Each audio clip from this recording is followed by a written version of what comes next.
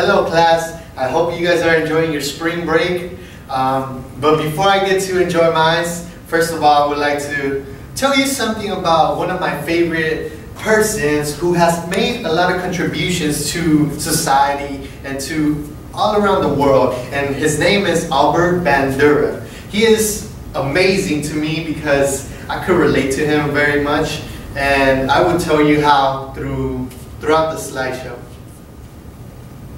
So, first of all, I would like to start with his bibliography. I would like to tell you a little bit about his life. So as you can see, he was born in Mundare, Alberta in December 4th, 1925. He was born in Canada, and his parents were immigrants, which we will discuss in a little bit, but he is the youngest of 6. He was basically the only boy, which is kind of incredible because he was surrounded by females throughout his whole life. And as I mentioned, his family was immigrants. His parents migrated from Europe. His dad was from Poland and his mother was from the Ukraine. And his father was a track layer. He laid down all the tracks for the railroad. He worked for the Canadian Railroad Company. And his mother she worked at a general drug store. She basically managed the store. She was basically cashier, nothing that fancy. But his parents, as I mentioned, they weren't educated. So they had low-income jobs. Later on, after they were able to save up enough money, they bought land and then they became farmers. So that's very impressive because Albert Bandura, he became something great, and that is because of his parents' effort, through their hard work, through their high, strong motivation. They were able to encourage Albert Bandura. They kept pushing him to go to school. They pushed him to succeed and strive for greatness. They wanted a better life for him. And so as you can see, Albert Bandura did that.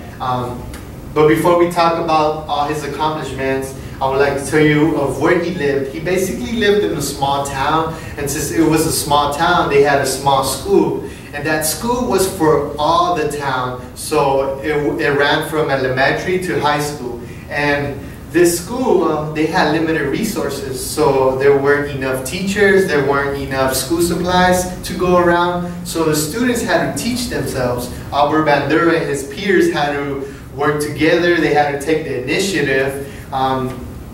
You may think that, oh, since they don't have a teacher, they could get to relax, they get to play around, it'll be fun. But Albert and his friends, they took it serious and made sure that they did their studies, that they succeeded, and that they graduated from high school, from elementary, and that they go to college.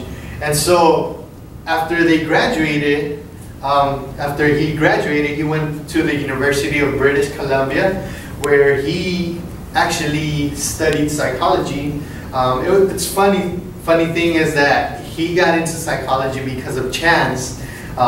He didn't want to he wasn't interested in psychology at first. He didn't even think about it. It wasn't even on his mind. But he needed a class to fill up his morning spot because he could only take morning classes because he would work in the afternoons. I know most of you guys can relate to this experience because we work and we have other things. So we would take maybe chemistry, we would take any class to fill up our spots. So he took psychology, and after taking that psychology class, it was an intro class, so he fell in love with it. He actually got interested in it. He actually thought that, I want to major in this. I want to keep pursuing this. So he graduated, and he was a psychology major. He graduated and he received the Ballon Award, which is the highest award in undergrad because of his excellence in psychology. And also he met his wife through chance. He was lecturing one day and a man comes in late, and he tells him that, oh, there's a seat open here. And where he sits, there's a girl next to him, and he looks at her, and that woman later becomes his wife. So he felt attracted to her, and I think he talked to her after the lecture, and they got married and they had children. And a funny, interesting thing is that he was a prankster. So in college, in his university, he would put pranks with his buddies, with his colleagues, and they would prank their professors. They would actually, like, I don't know, like make fun of them or do something small because of what they believed about certain things, of certain theories. And so it was that's pretty interesting. So after completing his undergrad, he then went to the University of Iowa, where he did his master's. And this school was heavily on social learning and behaviorism. As we noticed through his research, he studied social learning, he studied behaviorism, how people function daily and throughout their daily life. And so we see that correlation between that heavy framework in that university with his current research and through his accomplishments. And he is one of the most decorated psychologists ever. So he has won many awards, many APA awards, and so that's pretty interesting. That's pretty awesome that he has such a great resume of accomplishments. And he currently teaches at Stanford University. He got offered a teaching position, and he has been teaching there for years. He is currently teaching there. He's currently, trying to make more contributions to society. He works with peers. He works with a bunch of colleagues. He mentors students so that they can also accomplish great things through research, through studying his work and stuff like that. And currently he's also helping Congress. He's also helping government through his research and through other things. And he is the 4th most frequently cited worldwide. So I'm pretty sure you guys have cited him throughout your career here at Long Beach, maybe through a paper, maybe through a presentation, who knows. But that's pretty awesome that he's cited heavily throughout the world. As you can see, he has a lot of great things to say. He has made a lot of contributions, so he's important. And he also enjoys traveling and hiking. He loves his grandchildren. He loves to play with them and just hang out.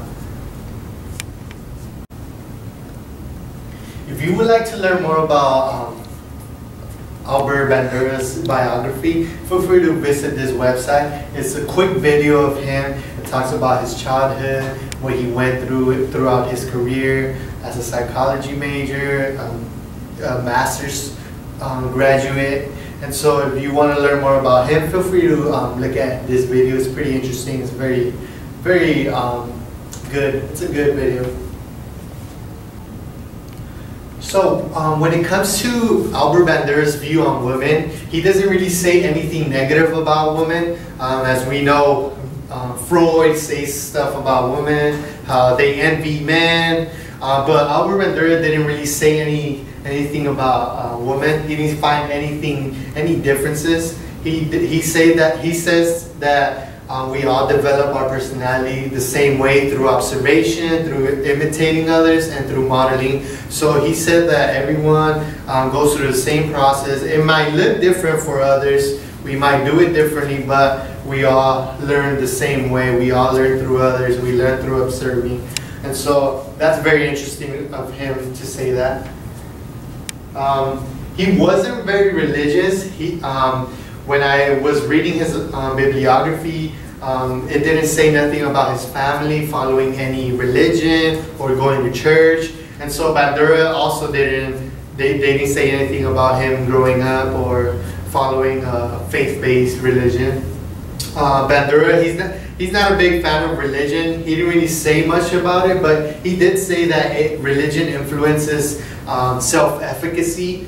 For example, if you're a Christian, you would have low self-efficacy because of the idea that you are sinful, the idea that you're not worth much will play into your sense of feeling that you're not worthy, feeling capable of accomplishing something. So he did say that religion plays a factor into self-efficacy.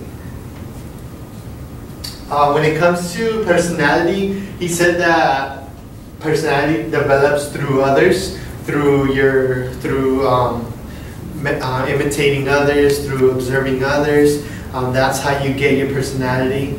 So if you hang out with certain types of individuals, then it's more likely that you'll do what they do. And so, for example, if you're shy and you hang out with shy people, most likely your personality will be shyness, because you're not getting that experience, you're not learning anything else besides that. And so he says that personality is gained through modeling, observation, imitation, and that there's thought processes are central to understanding personality.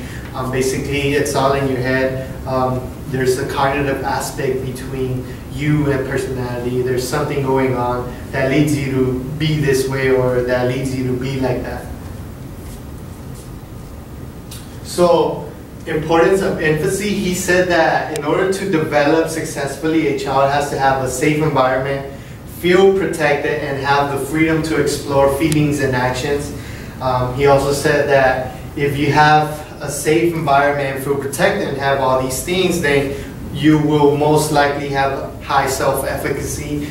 And he also said that society plays an important role.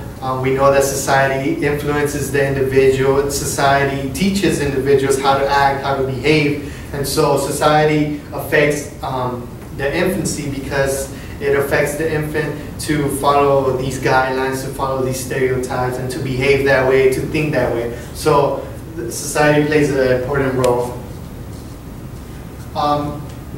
Can personality be changed? According to Albert Bandura, personality is not set in stone. It can change through experience, through learning, through observing others. So everyone goes through different situations or through different circumstances in life, and so everyone's going to develop differently, and there's always different situations at different times. So you will mature differently, you will move up differently than your neighbor. And so Albert Bandura would say that personality, it does change. It doesn't stay the same forever. And self-efficacy as well plays an important role in personality. If you think that you could change, or if you think that you are capable of doing something, that will lead you to experience new things, that will lead you to mature, to feel capable, more confident. You will then try new things. You'll feel more confident and prepared to accomplish obstacles that come later on in life. So yeah, everyone's different, and personality changes throughout time. Bandura, he has made a great impact in society, and through his research, through his theories that he proposed. Bandura's ideas are phenomenal because he taught us a new way of thinking of how the individual acts.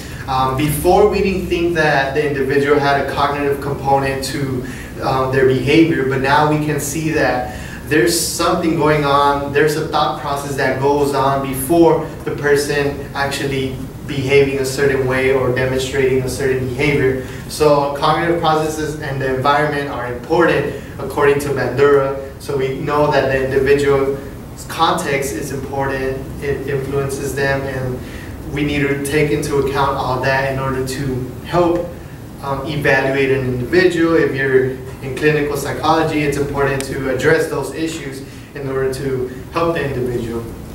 And he just helped us move up. He just helped us keep moving forward. Now we see, not only do we see behaviorism, but now we also see cognitive frameworks being popular because of Albert Bandura. So childhood. Bandura, he lived in a small town, and he had lack of teachers, and he took the initiative to teach others. So all that influenced him to what he has come up with through his research. As we can see, his childhood led him to find self-efficacy. It led him to discover social learning theory. And so we can see that his childhood had a big influence on his research, on his contributions to society, because they correlate to what he discovered. Albert Bandura would say that I was in an inadequate environment. I live in South Central, so he would say that I'm not in a good environment. I live in an unsafe area, and he would say that I learned all my behaviors through friends, family, and teachers. But he would also say that I have high self-efficacy, because even though I lived in those circumstances, I was able to succeed. I was able to achieve great things throughout my life. I am now successful. I consider myself successful. So I think that I have high self-efficacy. So I think Bandura would say that I'm confident, that I'm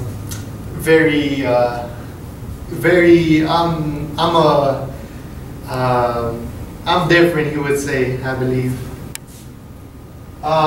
He would say that my mother, she learned her behaviors through my father, because they immigrated to Mexico, to the United States from Mexico. My dad came first, and then she learned that behavior from my dad, and so she later came, and they lived in an inadequate environment. They lived in one room. So as you can see, that influenced her to have high self-efficacy and to achieve greater things in her life, so that I can later on have successful experiences in life, so I could go to school, so I could accomplish great things as well.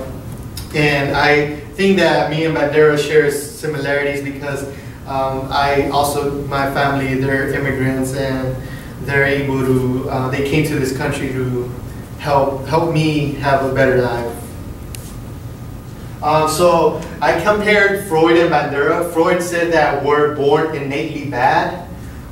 He said that childhood experiences influence your behavior, it influences your later on in life, and that we are driven by the unconscious, and that personality has id, ego, and superego. And Bandura said that we're active players, that we influence our behavior, we influence our personality, our future, through modeling, through the environment, through behavior and psychological problems that we go through, and that we also go through this process of reciprocal determinism, where we learn from each other, where we basically try to get better and, strive for betterness.